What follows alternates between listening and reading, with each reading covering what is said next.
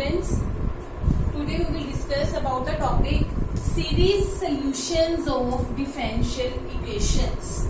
Series solutions of differential equations. We will solve the differential equations with the help of some methods, that is we will do power series method, Frobenius method, etc. But for the study of the solutions of differential equations in series, we will firstly discuss about what is ordinary and singular points. Our topic of today is ordinary and singular points. Students, firstly let us discuss about let the second order homogeneous linear differential equation be.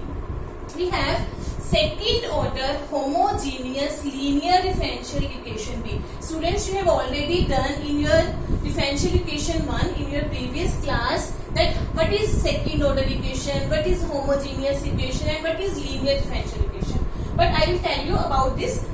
What is second order differential equation? Second order differential equations means we have to take the derivative in the differential equation up to second order only. We can't go above the second order. Second order differential equation means we can take the derivative of differential equations of the derivatives of only second order. Now it is second order homogeneous. What does the mean of homogeneous? That on right hand side there will be 0. Second order homogeneous linear differential equation. What is linear? Linear means we can't multiply dy by dx with y, with some multiplication of y. Linear means we have to take the derivatives alone. We can't take, or we cannot take the power of that derivatives. Their power will be 1. That will be linear.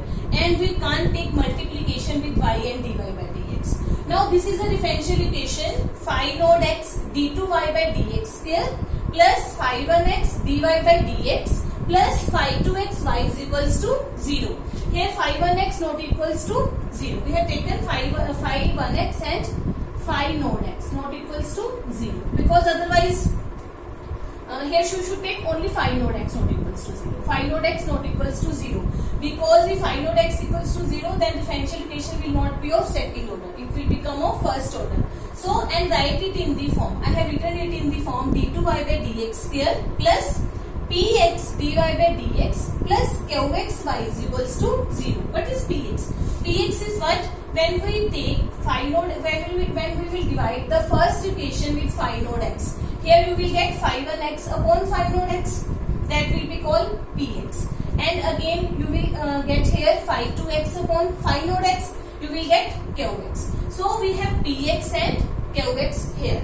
So we can write it in the form d2y by dx square plus px dy by dx plus qxy is equals to 0. When you will divide the equation, it will become d2y by dx square plus phi 1x upon phi node x dy by dx plus phi 2x upon phi node x y is equals to 0. We call it p and we call it q. Where px is this and qx is this. This is called second. We have given this name second iteration. What is px and qx? These are the functions of x because it is in the rational form of some functions. So px and qx are functions of x. This is just the form. This is the second order homogeneous linear differential equation. Now, then a point x is equals to alpha is called an ordinary point of first. It will call, we are doing ordinary and singular points. It is called ordinary point of first if and only if both the functions px and qx in form second. These px and qx are analytic at alpha. Now what does the mean of analytic at alpha? We are taking px. Px is what? Phi 1x upon phi node x. What does the mean of analytic? Means any function can be, when any function can be expressed in series form, power series form, we can say it is analytic at alpha. Or you can say simply say that px does not become infinity. Likewise, you can take an example like px is equals to, you can take px is equals to x square upon x minus 3. This function is analytic everywhere except at point x is equals to 3. Because at x is equals to 3 it is not defined. Analytic, you can say analytic means differentiable at alpha. It can only be differentiable at alpha if and only if it is defined at alpha. It is not, here you can see it is not defined at 3. This function is not defined at 3 because at 3 it becomes infinity. So it is not analytic at 3. can simply understand, for the understanding of the ordinary and singular points, you can simply see what is the in denominator. In denominator on which number it is not defined, that is not analytic at that point. Okay, when px and qx are both analytic at alpha, when both px and qx both are analytic at alpha, analytic you can say it is differentiable or it can define on at alpha. When you will say you have done in your differential equation 1 how we can change and any method, how we can define a function. You have found the radius of convergence of power series, that is only defined when we can define it is on the form of series form. So it is are analytic at alpha, and when either or both of these is not analytic at alpha, then x is equals to alpha is called a singular point. When both px or any one of them is not analytic at alpha, then it is called singular point of first. Students, you will only see we have px and qx. When both px and qx are analytic, both are analytic, then we will say x is equals to alpha is a ordinary point.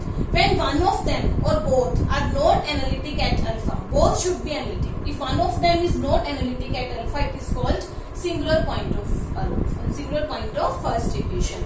It is a definition of ordinary and singular points, and you should understand the meaning of analytic. Analytic you should simply see on which number the function is not defined. You will say it is not analytic at that point. Okay, students, you will more you can understand more by taking examples. Now you have done what is ordinary and singular point, but for singular points we have two types. For singular points we have regular singular point and irregular singular point. Regular singular point and irregular singular point. Now what is regular singular point? You know x is equals to alpha is a singular point. When we can say it is regular, when we can say it is irregular. When we have px and qx are not, one of them is not analytic at alpha, we can say x is equal to alpha is a singular point. But after that you will see if x minus alpha px and x minus alpha square qx are both analytic at alpha, then it is regular singular point. When it is regular singular point, when we have multiplied px with x minus alpha and qx with x minus alpha square, when both of these terms are both analytic at alpha, then you will say it is a regular singular point. And if any one of them is not analytic at alpha or both of them is not analytic at alpha, then you will say it is a irregular singular point. Students, I will remind you again that what is regular singular point and what is irregular singular point. Regular singular point means when x minus alpha px and qx with multiply with x minus alpha square both are analytic, then we will say regular singular point.